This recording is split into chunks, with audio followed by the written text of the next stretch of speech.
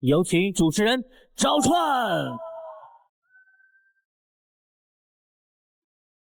谢谢现场的观众朋友，欢迎电视机前的观众朋友走进天津卫视的大型情感节目《爱情保卫战》，来看看今天请到的几位老师是谁？他们是著名的情感作家陆琪老师，欢迎；著名节目主持人莎娜老师，欢迎；松鼠 AI 董事长厉浩洋老师，欢迎厉总；涂磊涂老师，欢迎。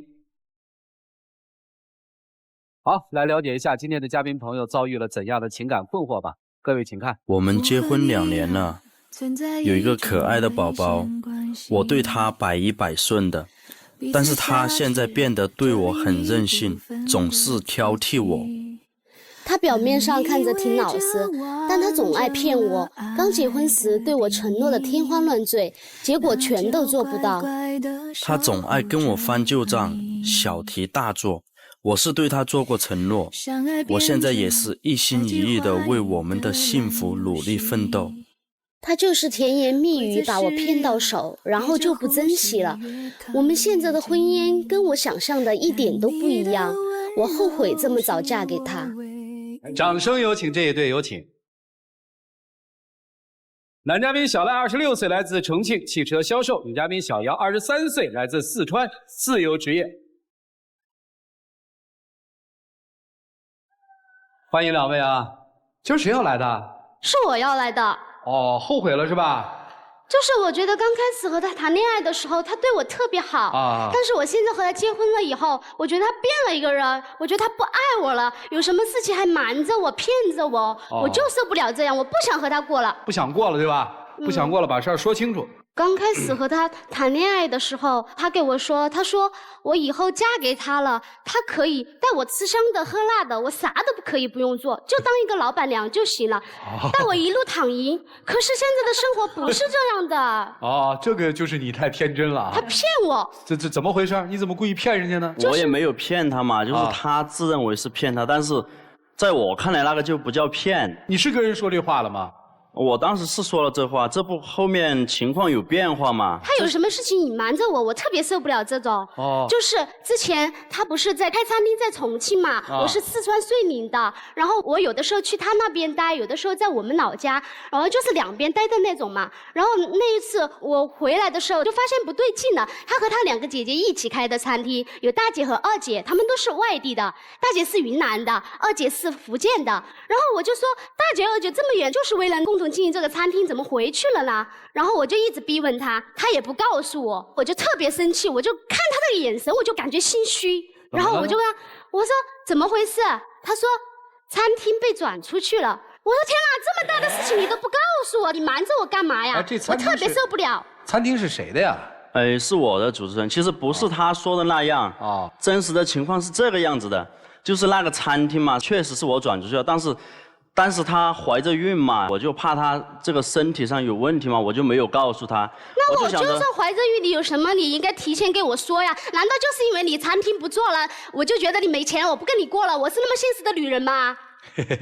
不是的，主持人，其实当时我也是为她着想嘛，我才这样，也不叫隐瞒吧，我就把事儿往后面再缓一缓，然后我后面我再告诉他啊，是这样的。行吧，就是你没有在第一时间告诉妻子家里面有一个重大变故，对，这事儿确实做得不好啊。对，但是我也怕他接受不了嘛，当时。除了这件事，还有一件事情，我刚开始嫁给他的时候，他没买房子，他说餐厅资金需要用钱，哎，我理解他，我就说现在暂时不买房子也行，以后有钱了咱们再买个大房子。可是后面又变了，那个时候我怀着孕嘛，然后婆婆天天照顾我，我也觉得不好意思，我就想着，既然你餐厅不做了，你就把餐厅转让的钱拿到遂宁买一套房子，我想离我爸妈近一点。那不后面也给你买了房子了吗？房子是买了，可是让我最生气的是什么？我就想要有一个新的房子。他说我们现在买个2手房嘛。他说你现在怀孕了，新的房子又要装修，还要晾甲醛，你搬进去也得好几年。这个我也妥协了。说了情况，我也觉得没什么。说了真实的情况的，说清楚了是怎么回事，他也答应了的。但是后来我们看上那套房子准备付钱的时候，你又是怎么对我的？他说我要把那一部分的钱留给爸妈养老，我暂时拿一半出来，叫你爸妈拿一半出来。那我回去怎么给我爸妈说？本来我嫁给他都是裸婚，我啥都没有。因为这个餐厅嘛，是我还有我父母跟我姐姐他们一起开的嘛。那你就不能说这餐厅是你的呀？对，是我们一起开的。就是后来餐厅倒闭了嘛，然后我就拿了一小部分钱就给我父母他们，然后我就把所有的钱剩下的就拿到穗林，跟他一起在穗林买了房子嘛。就当时让他父母出了钱，可能他和他父母可能有一点不乐意吧，就觉得。你知道吗？我就是不喜欢他这样，有什么事情先给我说啊！你又答应我了，你又做不到，我就不喜欢这样。就因为这2件事要离婚吗？我就是过不下去，我受不了，真的是触犯了我的底线。他就是因为这2件事情嘛，他就一直的觉得我对他不真诚。然后自从我跟他到了穗林之后嘛，我觉得我的生活才是彻底的被改变了。餐厅倒闭了之后，我托朋友找了一个工作嘛，在重庆这边工作，然后他对我的态度就是他不希望我到重庆工作，他就会处处的为难我，他就专门针对我。我觉得我在家里面甚至根本就没有地位了，我觉得特别的憋屈。你们现在在哪？他在哪工作不是工作呀？本来我们俩以前谈朋友都是异地恋，然后现在我说餐厅不做了，你就在穗林找一个销售工作也一样的，非得要待在重庆。现在照理在哪儿生活呀？现在我在重庆工作，但是我工作完了我要回穗林。那就回去呗。对啊，我也觉得没什么，就是他嘛就不乐意嘛。不，我之前还开着车嘛，就因为这事儿他不让我开车了。在穗林一样的上班，他要在重庆去上班，开车油费、过路费。接下来的事情，我觉得更过分了，对我。不是回家嘛，他非得让我给他按摩。就我之前就一直给他按摩，我也没有说什么。就一次我那天回家特别晚，然后他就说，哎，你今天晚上回来，你就必须给我按摩了。那当时我已经挺累了，也挺晚了时间，我就睡着了。他就把我给叫醒，他说你今天不给我按摩，我就不让你到屋里面睡。他叫我去沙发里面睡，我就心里想着。我这么晚回来，你还让我睡沙发？我叫你做什么，你都要做。现在结婚了就变了，你都累了。那我怀孕脚水肿，我让他给我按摩一下，有这么难吗？我的要求不过分啊，是他自己脾气怪，要去沙发睡的。我当时急着了，我就说，那你不给我按摩，你就去沙发上睡。这等于在孕期也可以理解。现在呢？对啊，主持人，我心里面特别的憋屈。人家怀孕嘛，你就得了就过了。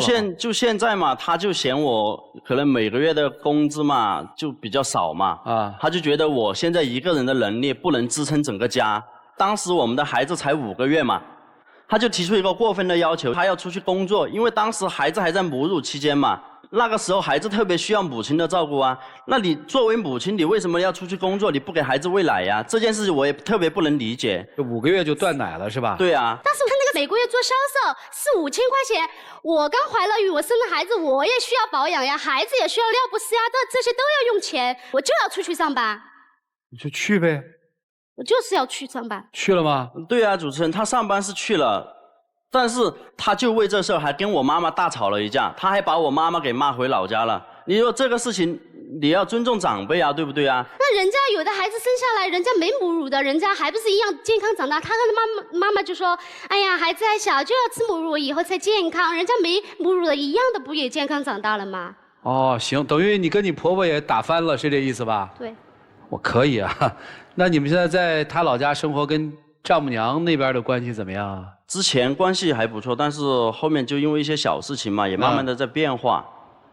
就还有一个事情，主持人，我觉得他现在出去上班就一点不为家里面着想了，就是他的心思完全就没有在家里面了。你说他出去上班吧，他平时他就是做舞队的嘛，然后他们舞队有一个领队的，然后那领队的是一个男的，3天2天的让他出去接活动啊，一去就是几天出差，接完活动不说他不回家，而且还要在有时候特别晚的时候还要去酒吧里面坐一下，有时候甚至还会跟他们出去旅游，我就特别想不通了。只是我要解释一下，他就是不相信我，他怀疑我，他觉得我和我的那个男领队有一点什么。我们每次出去演出都不只是我们2个人单独的，我们都是3、4个人、4、5个人，几个姑娘一起的。那个男领队带领着我们，他不相信我，误会我，不理解我。但是就那一个普通的关系人过生日送他一支口红吗？你说这个叫什么事儿？送支口红怎么啦？说明我们平时那个工作的关系处得还挺融洽嘛。哎，这日子过的啊，我觉得特别委屈，主持人，就是我宁愿他在对您本地嘛，出去跳跳舞没什么。比如说现在网络直播，对吧？这么多，你也可以选择网络直播。我受不了那些。我就不喜欢你跟那个男领导出去。那些男的在网上说那些，我听不惯，我不想做这个。我就喜欢跳舞，我要跳舞。其实我的要求也特别简单，我就希望你不要跟那个男领队接触了。你其他这么多舞队，你不可以选择吗？又涉及到妻子的职业方式和职业方向了啊。行，还有什么委屈都说出来，没关系。我觉得我太憋屈了，我感觉就是不是我想要的生活。自从我来了他们这边过后，咋憋屈呢？就是不光是他要针对我嘛，就包括他妈妈，我觉得也在处处的在针对我，在为难我。因为我妈妈怎么针对你啊？当初你说没钱买房子的时候，我妈妈拿一半的钱，你说你给你妈妈养老，我妈妈还不是要养老？我妈妈拿一半的钱给我买了房子，现在你又说她对你有意见的，我不知道你是怎么想的。不是这样的，是主持人，就因为就是从一些事儿吧，我就能感觉出来。比如你说一件事儿，我们听听啊。就是我平时就下班回家，有时候挺晚的吧，孩子可能睡觉就睡得比较早。然后我下班回到家之后，结果我那天回去，他妈妈居然告诉我，他说，哎，小赖，你就不要在里面睡觉，吵到孩子。他说你去隔壁屋睡吧，隔壁屋有一个小铁架床，他让我下班回到那里睡。然后我心里面就想，我下班这么晚回家，我回家的意义在哪里啊？我回家的意义也不是想看一下孩子，看一下你们嘛。你让我去隔壁睡，然后早上一早又去上班去了。那我回家还有什么意义嘛？我回家等于没回家呀，我就特别不能理解。他自己要选择在重庆上班的，然后他每天晚上回来又特别的晚，你知道吗？我弄着孩子几个月，孩子本来晚上就处于非常的清醒的状态，他那个回家那个门弄得那么响，孩子睡不好，我也睡不好。哎，最让我受不了的就是他睡觉还要打呼噜，孩子睡不好，我也睡不好，我白天还要弄孩子呢。我也不是针对他，就在他们那儿工作不行啊？非得重庆啊？他因为一直他就针对我嘛，就是我也想在我自己的家乡找个工作啊，因为我毕竟比较熟一点嘛。他就非要让我到遂宁找工作，但是他也给我找了工作，也不是没有找到嘛。我就先暂时在这边工作，他就不乐意了。哎，你心里有没有委屈啊？我心里特别委屈。你的委屈在什么呀？就是还有一件事情，我感觉我有一点接受不了。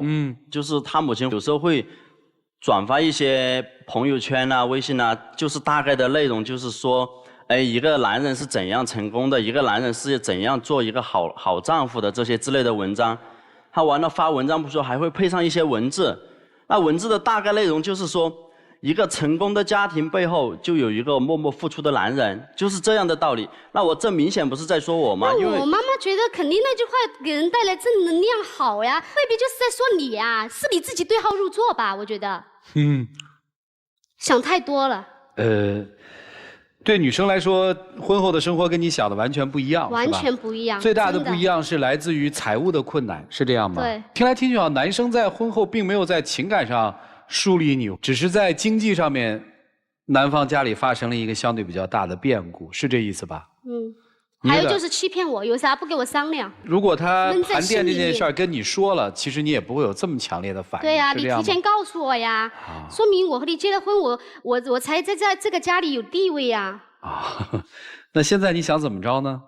反正我就是不想和他过下去了。是真不想过还是？我以前想的，我本来现在才23岁，我又给他生了孩子，人家在外面玩，我去酒吧，他还说我就想我10月怀胎的时候，我那么辛苦那么累，我每天半夜睡几个小时，我真的心里面这些我不该给谁说。我现在才23岁，我这么小，人家还在外面玩的时候，那我要给他生孩子，我现在嫁给他就这样了，我真的不满足现在的生活，就像女奴一样。哎，这个宝宝不是也是你的宝宝吗？是我的宝宝呀，可是我觉得和我想象的一切都改变完了，我不喜欢现在这样的生活。所以你其实还是想回归到你那个姐妹圈去，是吧？也不是姐妹圈吧，我就觉得我既然嫁给你，也不是特别像你那种现实的人，你有什么给我说嘛？我就是想不通这些小事情。你能理解他心里那个点在哪儿吗？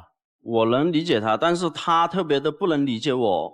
我其实也特别的委屈。自从我来到了他们这边之后，我就没有一天像人过的生活。我在他们家里面特别的没有地位。本来我一个男的，按道理来说，你们女方应该到我们这边来生活，结果反而我跟你到你那边去生活不说，我还特别的受委屈。你有啥委屈？是他自己不愿意和我们沟通的。我和我妈妈都是在家里面，就是主持人，我说什么事儿都不能做主。你知道吗？你是什么事儿你要做主，不做主多轻松啊！让他们都做了，你听不就完了吗？他不喜欢沟通，有啥事都闷在心里，我就看不惯那个样子。有什么你说出来嘛，你别闷在心里面嘛。不是，那你们谈恋爱的时候是怎么谈的呀？好沟通啊，那个闷着像什么嘛？你们谈恋爱的时候怎么谈的呀？本来我们俩就是异地恋啊，然后又属于闪婚，在一起多久闪的呀？在一起接近1年吧，我们俩就结婚了。哦，然后就有娃是吧？对，然后我啥都没要，就这么白白的嫁给他了。哦，就裸婚呗。对。所以别一听这女生咋咋呼呼就觉得好像奔钱去的，啊，她的那个气愤点来自于家里面这么大的变故，我作为家里的女主人居然不知道，是这意思吧？核心是说我应该是做主的啊，我是女王啊，怎么女王都不知道这么大的事儿？相当于把我的一部分产业也给卖了，你是这么理解的对吧？对。啊。所以你会觉得，正是因为这个东西，让你们的生活完全变了，所以他是在骗你，对吗？对，欺骗我。男生的委屈来自于说，我也不想这样，对吧？谁想生意不好，对吧？对。我碰到这么大的事儿，你应该理解我、体谅我。你现在天天还用这个事儿来刺激我，是这意思吧？对。而且你感觉不到在这个家庭里被尊重，对吗？对。难受。而女生现在是说，那我就得出去工作呀，我渴望自由啊，我不愿意被这样一个家庭拴住，对吧？对。行了，我要问的就是这么多，来听听老师们的意见，一起进入丘比特问卷。小姚，你为什么结婚啊？我当时就是啥都不懂，可能当时太单纯了，我就觉得他为人感觉还挺细心的。哎，为什么你跟我说话这个态度，你面对他的时候是那个态度？你跟我说话特别温柔，你知道吗？啊，你看到他就来气是吗？啊，对，这就是问题。看不上这3个字，就脸上是藏不住的，你能感受到吗？对，这个对男人来说很痛嘛。经常有人问我，就是2个人收入差距太大或收入太低是不是问题？学历差距很大是不是问题？异地是不是问题？我后来跟他们说都不是问题。什么是问题？心态失衡是问题。你们2个人现在问题就在于这个地方。对于你来说，以前你可能还能挣点钱，在这个家里面我是主要经济来源。所以我这个家我说了算啊，你很尊重我，你是依附于我身上的。现在啪，没收入了，你顿时觉得你在他们家多余，是吧？对。他们家人也没像以前那样依附着你，甚至有点看不上你，你的心态失衡了。对你来说也是，你是奔着当少奶奶去的，然后现在发现少奶奶梦碎，生活也没有像以前那么好，这个时候心态也失衡。婚姻是有多种条件结合在一起之后。最后我们组成家庭，就是为了抵御我们在这个社会上所遇到的风险。现在你老公就是遇到了我们在人生里面的某一种风险，暂时失败了。这是人生里面几乎是每个人必然会遇到的问题。这个时候你的心态失衡究竟是为了什么？承诺是愿望，人生是现实。他留在重庆可能有很大的一部分原因是保留某一种可能性，保留某一种东山再起的可能性。我是这么理解的啊，就是我在一个大城市里面，很可能有一天我还能再翻过身来，有可能我再能做一点什么事业，很可能他是有这样的一种想法的，所以才要留在那边。但是当你遇到你丈夫碰到了人生的风险的时候，你直截了当表现出来的就是我看不上你，我不想过这样的生活。做人最珍贵的，我认为2种人，一种是当男人在遇到人生低谷的时候，女人是不离不弃的，不止不离不弃，还能够关注到他内心的情绪的变化。我觉得这种人是非常难得。还有一种就是男人在成功之后，还能时时刻刻对家人保持某一种谦卑的。我一直提到一个价值观，我们在家庭之内的权利不是由一个人的经济收入和在外面的地位所决定的，这个是以什么来衡量的？就是感情。如果你确实过不了这道坎，你就分吧。作为男人你就有志气一点，别人看不上你就走。如果你还是觉得我就赌一口气，你们还可以商量出某一种模式，我们可以回到低谷的状况之下，我们的家庭应该怎么样和谐的走下去，这就是你们自己衡量的事儿。就这样。好，谢谢陆琪老师。沙大老师，我觉得小姚现在心飞了，就是23岁的女孩，然后已经生了孩子，当了妈妈。在现在当今这个社会，23岁的女孩在干嘛？可能有的刚刚大学毕业，对不对？然后有的还在憧憬着要读研，要出国，然后可能有的还不知道对未来很迷茫的情况下，她已经其实把自己人生的重要的事情都完成了，结婚生孩子。所以她自己心里跟她同龄的这样的女生相比起来，她会有不甘。然后再加上她去做这些选择的时候，她是抱着一种什么样的心态呢？我以后就是能够那种衣来伸手饭来张口的，结果这样的梦全部破碎，她当然没办法接受。而我觉得你们两个人之间现在不可调和的矛盾是什么？是她不接受现在这样不如她意的生活。这个要改变的话，除非是真的你马上东山再起，她才能够那个心态能够扭回来。你现在让她立刻把这个失衡的心态转变过来，我觉得挺难的。我们不说这个女孩太现实或者过于理想，我们就说她在这个年纪，她的这个理解程度，她对婚姻的这种的期望，她完全没有概念。而且这里面有很大一部分是你的原因。你在娶她之前给她描绘了一个非常完美的婚姻画卷，结果打开画卷一看，什么都没有。所以你让她觉得她不知道现在自己到底在干嘛，我要的东西我什么都没得到。我想说的是，既然在现在这个情况下，两个人已经到了他心飞的一个地步，我觉得不如暂且分开。我现在给他讲再多的道理没有用，这不是他要的生活。两个人受折磨，不如先暂时放下彼此。我只想跟女生说，也要好好想一想，这个男人对你来说在什么样的位置？你真的爱他吗？就是我想，如果真的很爱一个人的话，你会心疼他的，对吧？就会心疼他往返2个城市之间这样的奔波。如果你当初嫁给他，或者说在一起，只是因为他能够帮你实现那个梦想，而对于他这个人本身，这个人没有多大的兴趣的话，那我觉得追逐你的梦想去吧。好，谢谢啊。好，谢谢沙大老师。来，厉总，你说送个口红没什么，我送我们的副总监们无数东西了。20年，我光手机送出去60多部，手表送出去20多部，我从来没给人送过口红。你敢说送口红没问题，对吗？就是你已经不尊重他了，理解吗？你出去赚钱，其实这点上我还是很佩服你的，你对吧？当机立断嘛，我要去，尽管对孩子是残忍了点，但是你自己是努力去赚的，没有说在家里边就哭着喊着打他，对不对？已经不错了。但是呢，你跟别人去旅游，对吧？不是。我的看法是，你们每个人应该选自己合适的人，你选一个看重你本身的人。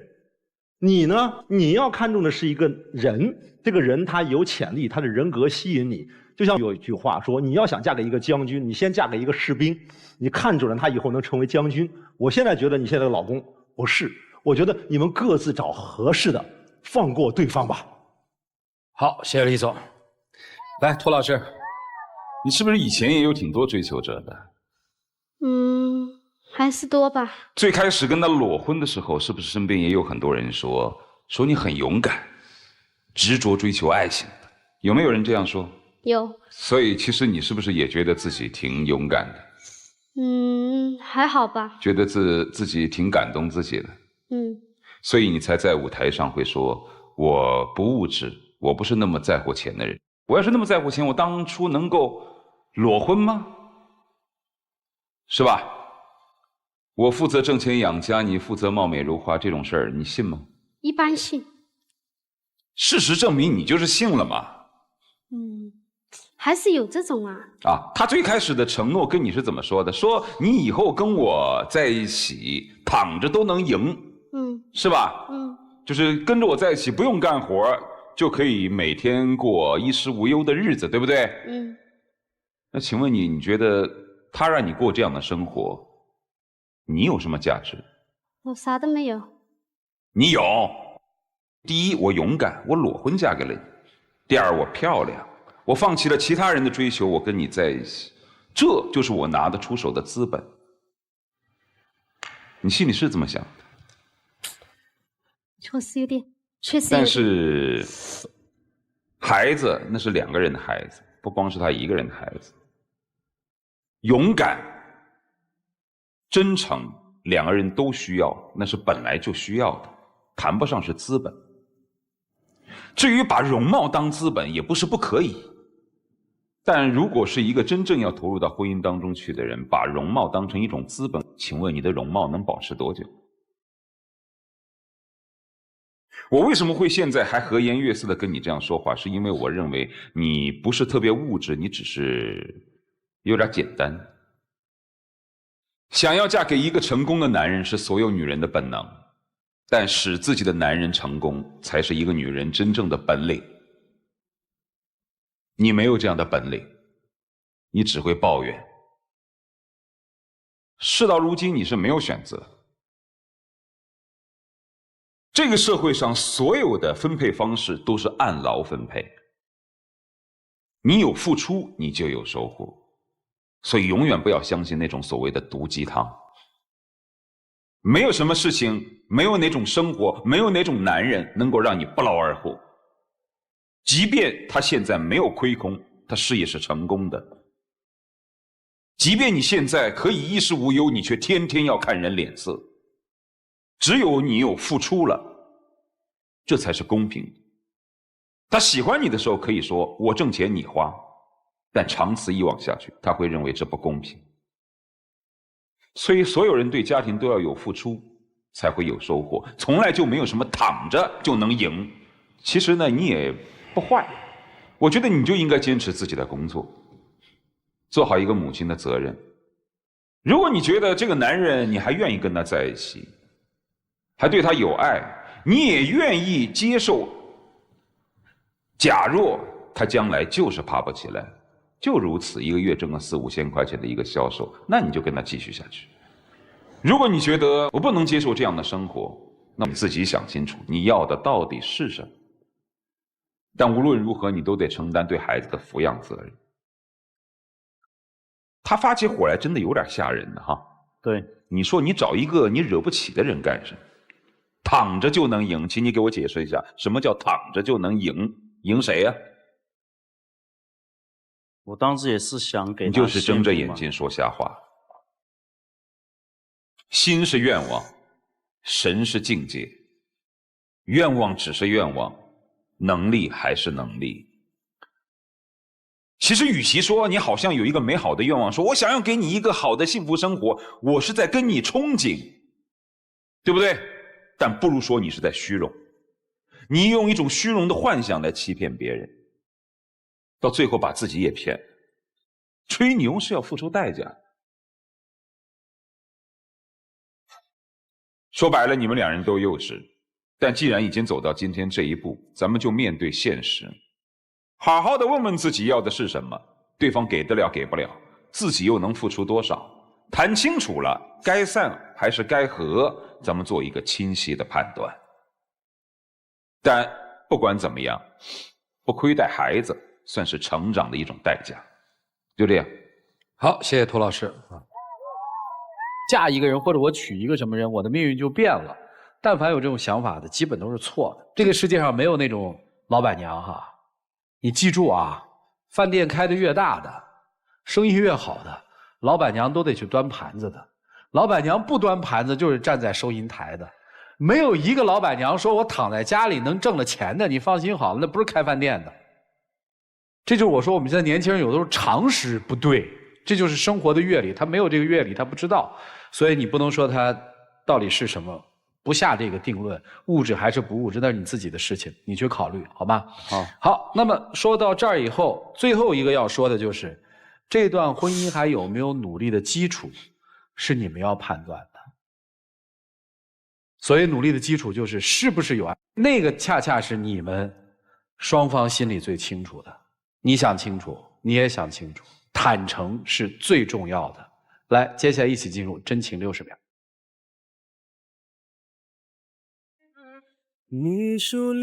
其实我觉得我俩认识也不容易的。其实我的想法有时候也特别简单，我就希望我们两个能够在一起幸福的生活。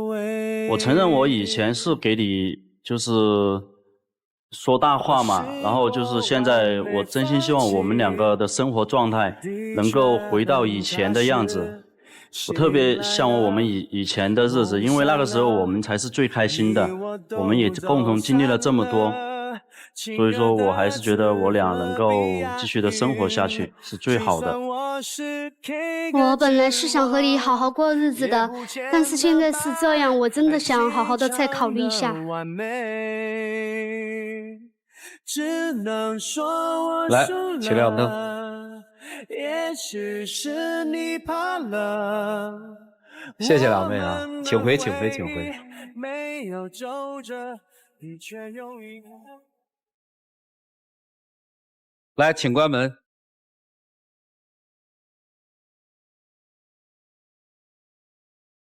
来看看这对年轻夫妻自己的选择是什么，请开门。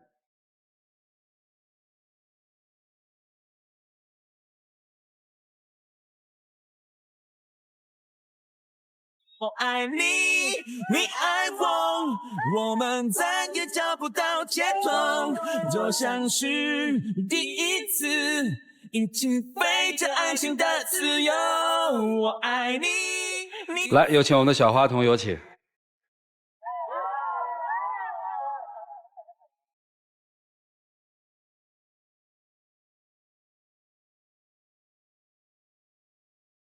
谢谢。见证属于他们的浪漫时刻，各位请见证。你是我这生命中世上独一无二，我说出去是誓言 I marry me my baby， 每分每秒每日每夜每一个你都是心。来，请亮灯啊！走。来，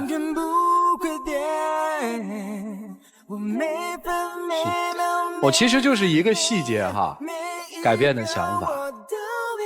小伙子，如果你丈母娘是一个那么物质的人，或者你妻子是一个那么物质的人，他们怎么会在买房的时候还要他们拿出一半的钱呢？所以有时候要跟别人去深度沟通，不要靠自己的想象，回去好好沟通沟通，商量商量未来这个家庭应该怎么办。谢谢你们的到来，请回。谢谢两位。当我看着你的眼，我感受你给我的爱。希望带着各位老师的建议啊，这对小夫妻回家之后能够共同面对生活给出的一次考验，交出他们自己的答卷，愿他们幸福吧。好了，电视机前的观众朋友，我们来了解一下下一对嘉宾的基本情况。你年纪也不小了，为什么还整天只想着吃喝玩乐，又伤身体又浪费钱？你到底什么时候才能长大？我每天工作压力那么大，劳逸结合一下怎么了？再说我现在还年轻，只是为了让生活丰富多彩一些。你不觉得自己根本没有自控能力吗？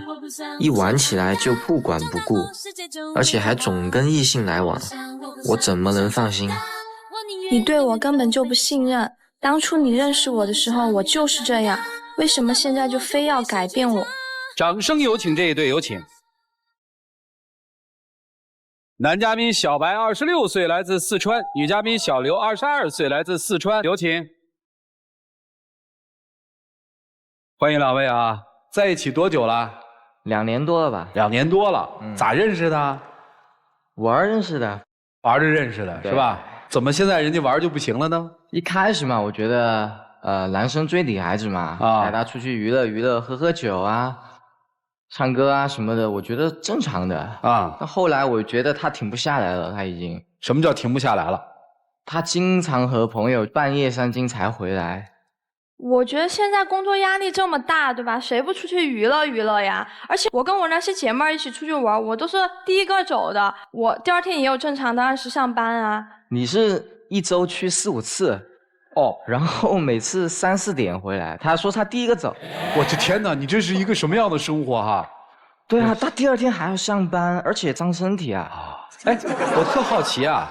1个月挣多少钱啊？我们这有个餐吧，我出去就偶尔请朋友吃饭什么的，也是因为我朋友他们来我们餐吧消费，带朋友来吃饭，就是为了我们餐吧。他除了玩，你说正常的和朋友玩啊，也就算了，他还去加别人微信。加谁微信？陌生人的微信，他都去加，隔壁桌的他都去加。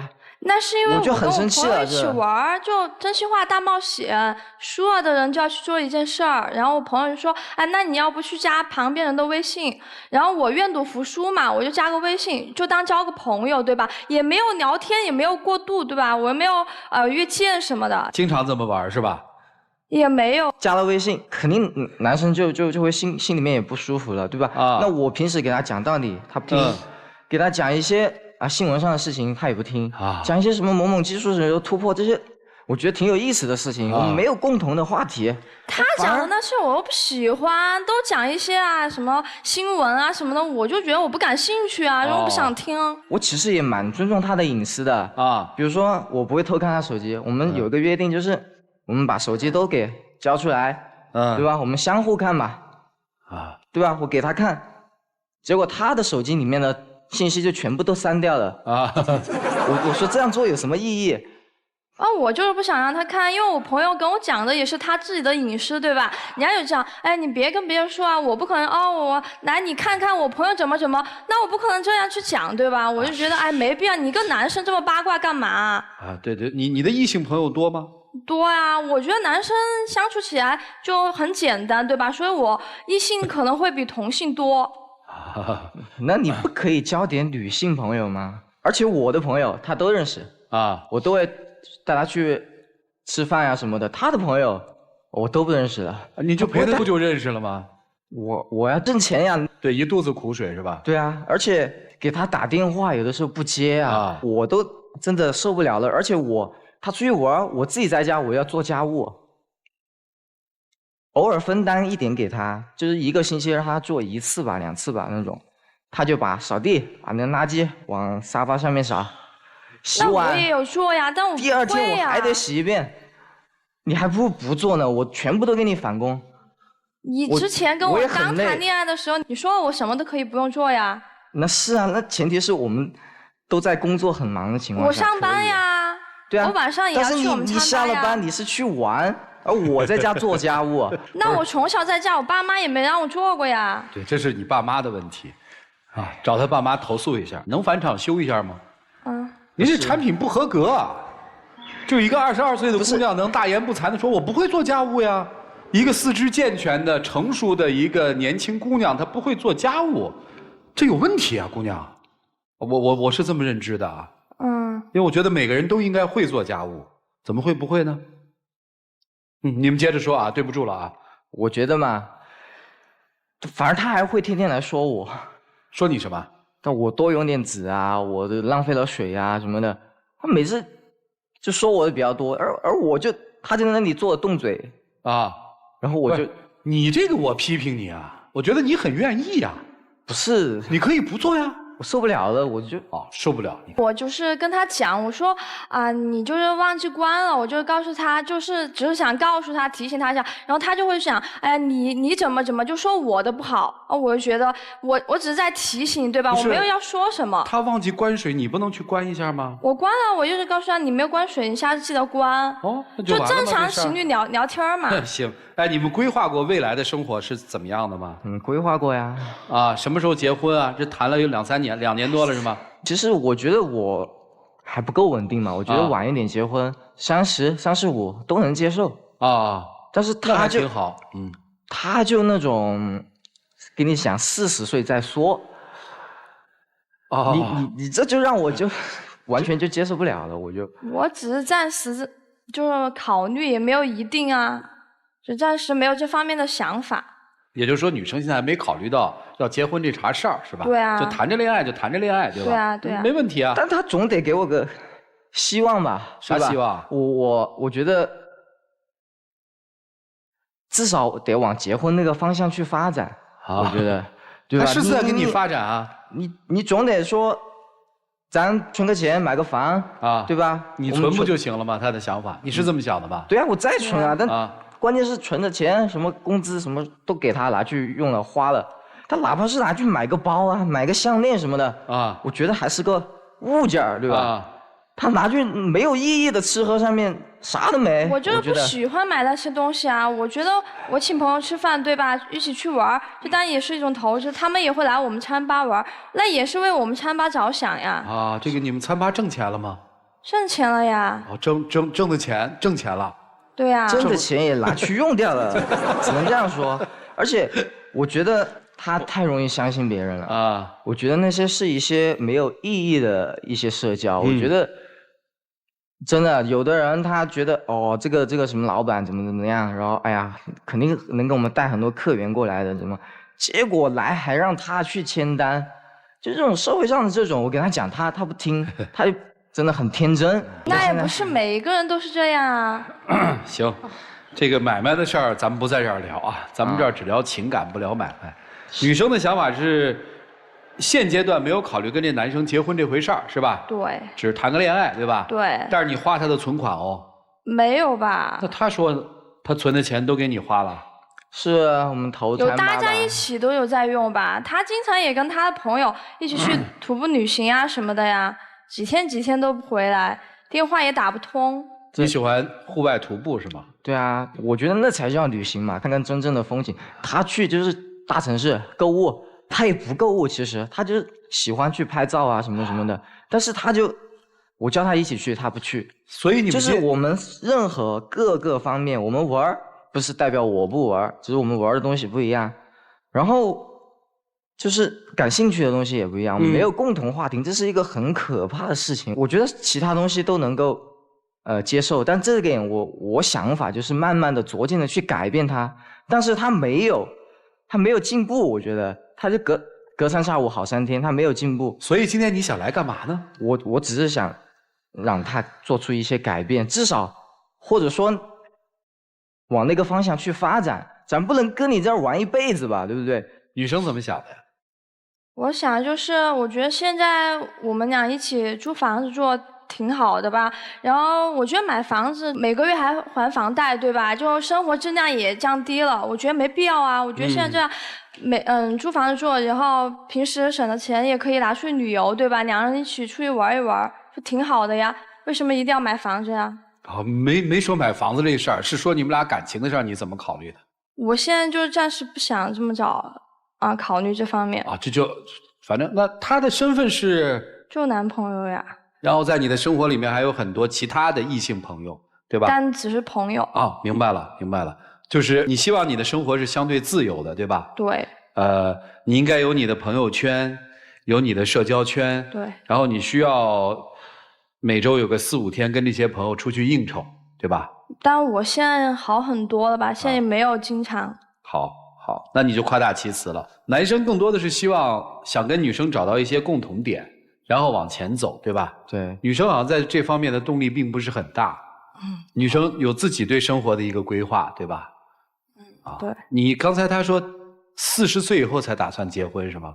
那就有过这方面的想法吧，我就不想这么早结婚，因为我觉得身边有个玩得很好的姐妹嘛，那她就结婚的挺早，然后生了小孩，每天就工作上班然后带小孩2点一线，就感觉平时叫她出来玩，她也不会出来，然后有时候出来也是就妆也没化，对吧？也没护肤，就感觉都活得不像自己啊，就觉得我觉得挺惨的啊。我就挺有感触，就不想这么早结婚。所以我刚才说就不做家务这件事儿，我真是觉得有问题。就是不会做，我真觉得有问题。做不做咱们单说啊，就不会做是有问题的。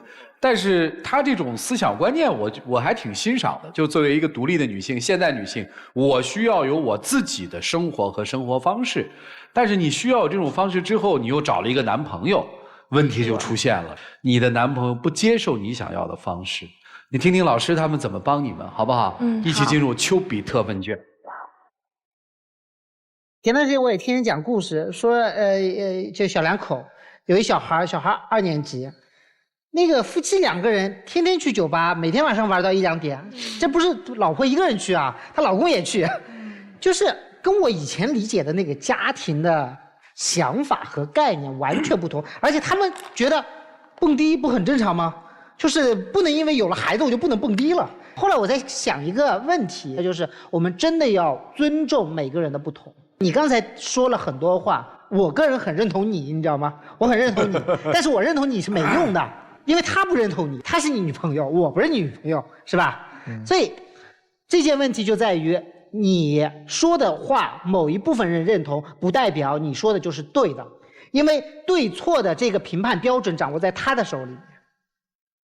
这就是我们要不要去尊重我们的情感的另一半，我们要不要去协调出一个我们之间的一个对错的标准，这就是我们所说的3观合一的问题。很少有3观天生合一的人，我们最后都要磨合出一个合一的3观。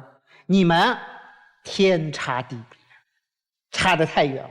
在这种情况下，我只能奉劝2位一句：选错了人要认，对于以前的美好要尊重，所以对于未来要多加思考。就这样。好，谢谢陆琪老师。来，珊娜老师，我问一下小刘，就是你的人生目标是什么呀？我的人生目标就是挣很多钱，然后到处去玩。哦，那以你现在这样挥霍的这个程度，我觉得你这个目标挺难实现的。你知道，在你们2个人这段感情当中，你有很多的行为是越界的。就作为他的女朋友来讲，你的很多行为都是越界的。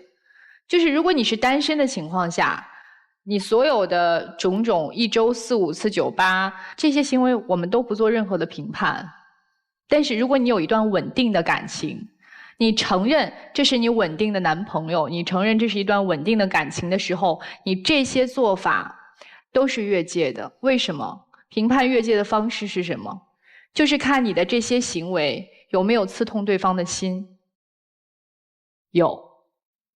你删微信，然后不顾他的感受，结识那些异性的朋友并加微信，然后聊天。如果你要是想要继续这一段稳定的感情，那你确实要改变你的种种行为。如果你说我没办法改变我的这些行为的话，那好，请你放过这个男生。否则的话，再下去就是对他万般的伤害了。因为他很明显是要有未来的，他是需要一个跟他有着共同成家一个目标的这样的一个女性做他的女朋友。而你现在又恰恰这些完全不是你要的，包括他。所以我觉得你要选择什么样的生活方式，咱就统一，就不能我又需要一个人时常一直陪在我身边，就是在我需要他的时候他得出现，然后在我玩的时候你别出现啊，你别管我，你别打扰我啊，那你不是太自私了吗？对吧？不是什么想要都能得到的，咱得先付出吧。然后我觉得自尊自爱很重要，千万不要让其他异性给你贴上交际花这3个字的标签。那样的话，我觉得你到头来就是你现在过度的放纵自己，最后会活得很失败的。谢谢。好，谢谢莎娜老师。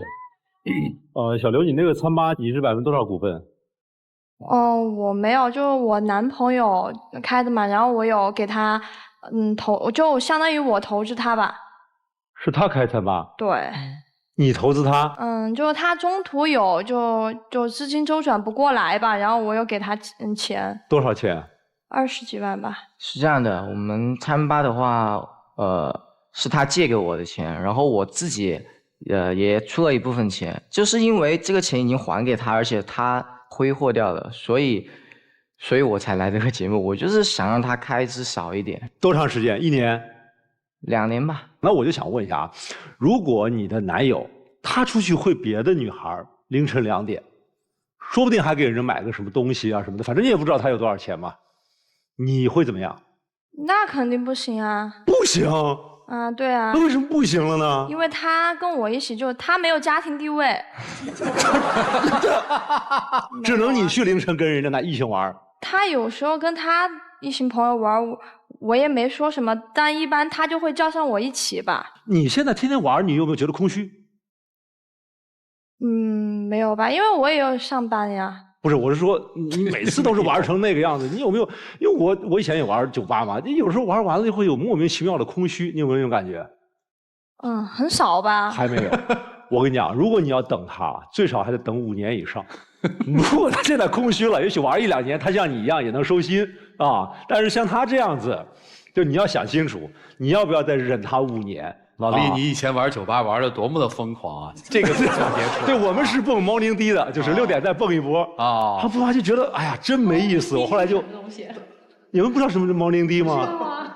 就是他说的，他确实说的对，就蹦到3点是一场，3点再蹦到6点是一场，6点再蹦个 morning 笛，开的那么晚呢？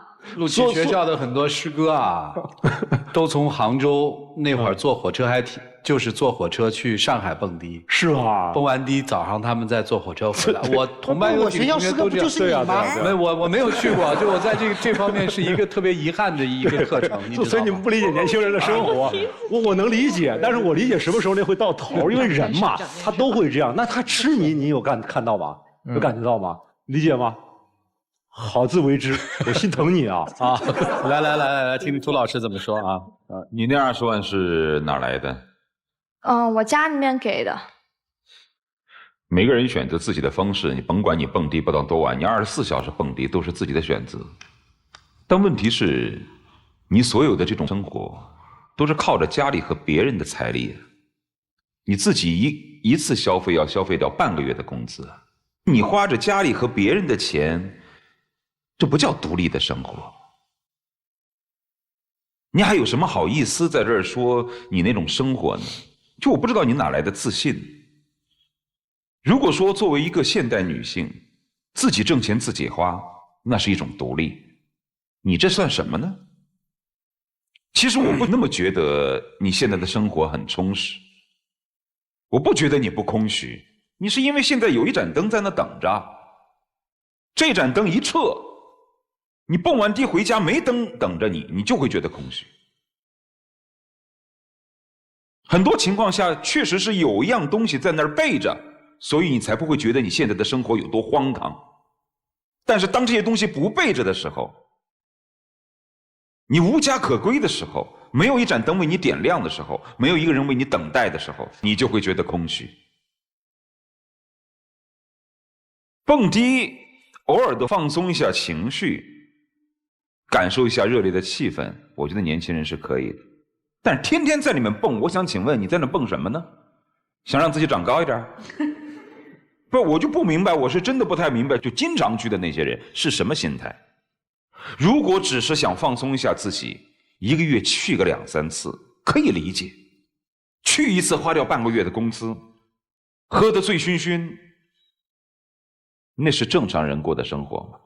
不仅是虚度时光，还坑别人，然后回家别人还要照顾你。所以一个女生，一个漂漂亮亮的女生，为什么要活到这样的地步？别人内心会怎么评价你？所以我不觉得你们每天到那儿去是真正的去寻求快乐，你们是实在无聊。但是我相信，只要这个人一撤，当你回来的时候是一个空洞的状态，你就会知道你那种生活有多无聊了。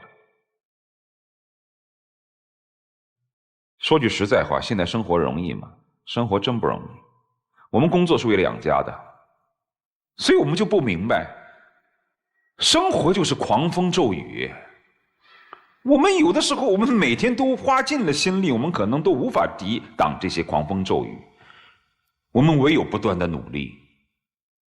而这些狂风骤雨打在我们这把破伞上的时候，只有彼此之间的爱情才是这把破伞的补丁。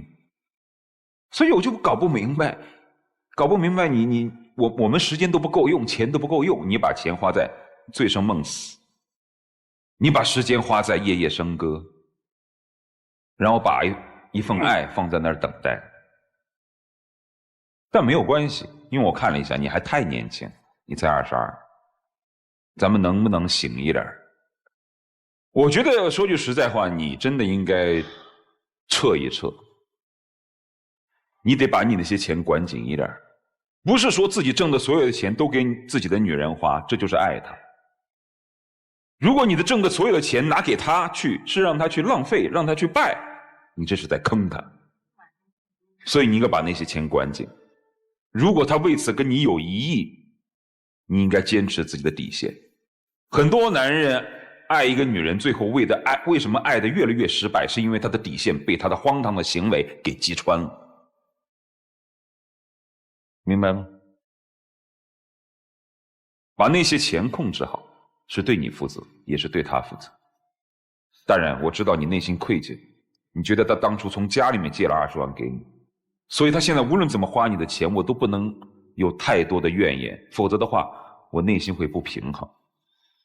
但是我想告诉你的是，第一，他借那20万给你是一种善意，但那20万不是他自己的，那只是借花献佛的举手之劳，值得感谢，但不值得让你为此而让他不断的荒唐挥霍。第二，不给他花钱不是舍不得给他，是不要让他继续荒唐下去，那是帮他。所以不要因为愧疚而坑死了一个人。虽然借了20万块钱，但你的腰不是低着的，你如果爱他，就应该对他严格一点。好，差不多行了啊，就这样。好，谢谢涂老师。就我们选择任何一种生活方式，只要不以牺牲别人为前提。如果你是一个单身，跟他没关系，你想怎么玩怎么玩。现在你恋爱了，就是2个人，你的行为是2个人互动的一个关系，这个就要考虑了啊。还有一个，我其实最不赞成的就是钱是不分的，就是恋爱期钱是不分的，因为经济独立非常重要，这个一定要把它分得很清楚。你的就是你的，我的就是我的，我愿意给你花是我愿意给你花，你没有权利问我要。大概应该有这么一个相对比较正确的财富的观念才行。我们现在弄得一谈恋爱就很多东西全混在一起了哈，就跟其实不做家务一样。中国那句老话说的特好，叫一屋不扫何以扫天下。就一个屋子你都打扫不好，你还能做什么大事情？肯定都一塌糊涂嘛。所以下面要考虑的就是那个问题，是不是合适？那个就是我们不要认为带标签嘛，一说酒吧好像就是糜烂的，一说徒步就是健康的，其实并不是那样。我们知道活动本身是什么不重要，重要的是什么人以什么样的方式来玩，这才是重要的。所以我说的意思是，你们不如找各自喜欢的，跟各自能玩到一起的。我觉得现在的年轻人可能谈恋爱有一点特别重要，能玩到一起特别重要。生活是你们的，你们自己选择。让我们一起进入真情60秒。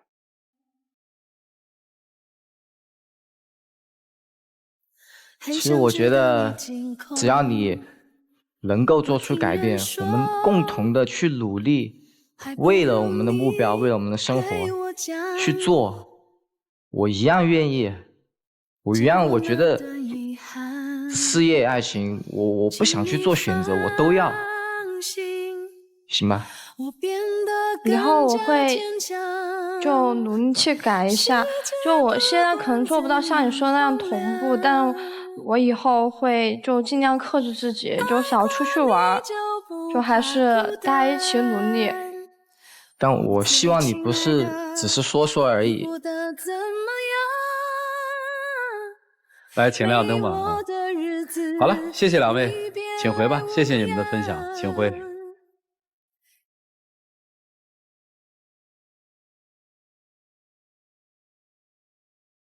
来，请关门啊！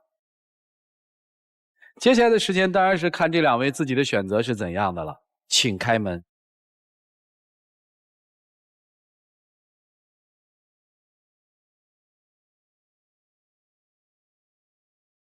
我爱你，还是会来的。我们再也找不到借口，就像是第一次一起飞着爱情的自由。我爱你，你爱我，我们来吧，有请我们的小花童，有请。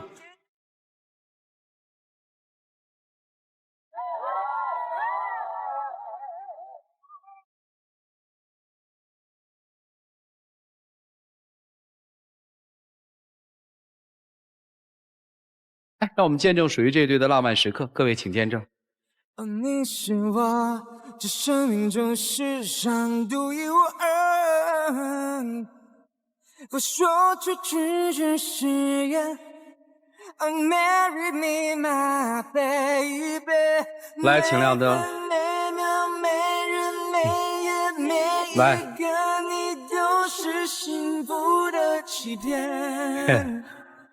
姑娘得变啊！谢谢两位，请回吧，谢谢啊。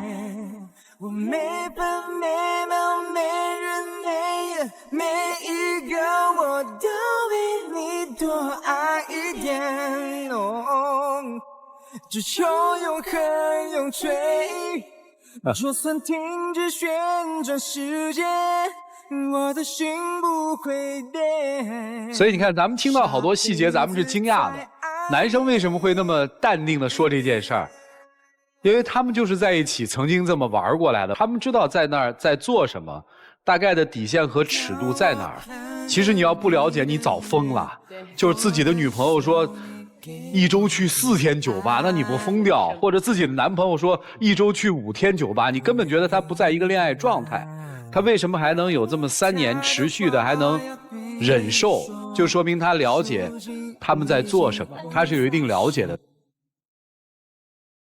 有网友提问说，我结婚7年，我老公是个特别孝顺的人，我婆婆又不喜欢我，最近还挑拨我和我老公的感情，在老公面前说我坏话，弄得我和老公大吵一架，这次还吵得特别厉害。现在我俩一直在冷战，我该怎么办？为什么结婚这么久，婆婆不喜欢你呢？有没有想过其中的原因？那你说婆婆不喜欢你，我想势必你也不太喜欢婆婆吧？你觉得婆婆在挑拨你和老公之间的关系，那婆婆有没有觉得你也在挑拨他们母子之间的关系呢？